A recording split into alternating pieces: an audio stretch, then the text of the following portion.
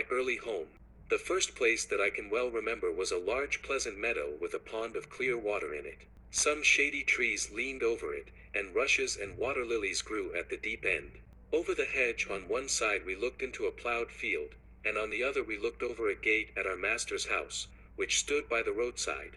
At the top of the meadow was a grove of fir trees, and at the bottom a running brook overhung by a steep bank. While I was young I lived upon my mother's milk, as I could not eat grass.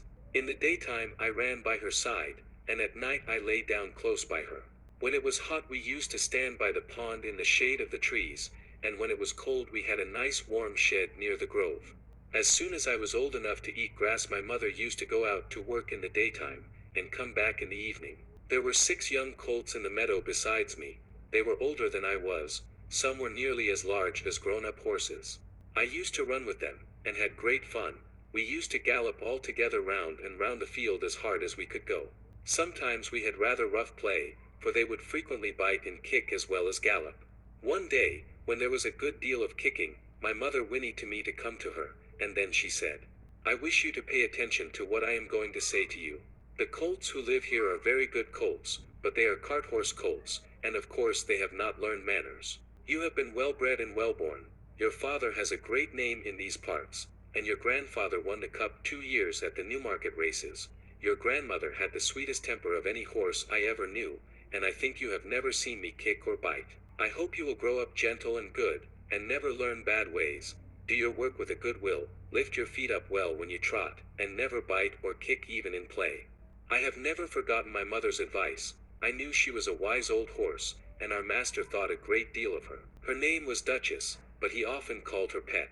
Our master was a good, kind man. He gave us good food, good lodging, and kind words. He spoke as kindly to us as he did to his little children. We were all fond of him, and my mother loved him very much. When she saw him at the gate she would neigh with joy, and trot up to him.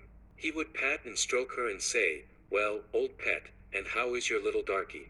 I was a dull black, so he called me Darky. Then he would give me a piece of bread, which was very good, and sometimes he brought a carrot for my mother. All the horses would come to him, but I think we were his favorites. My mother always took him to the town on a market day in a light gig. Ploughboy, Dick, who sometimes came into our field to pluck blackberries from the hedge. When he had eaten all he wanted he would have what he called fun with the colts, throwing stones and sticks at them to make them gallop. We did not much mind him, for we could gallop off, but sometimes a stone would hit and hurt us. One day he was at this game, and did not know that the master was in the next field, but he was there, watching what was going on. Over the hedge he jumped in a snap, and catching Dick by the arm, he gave him such a box on the ear as made him roar with the pain and surprise.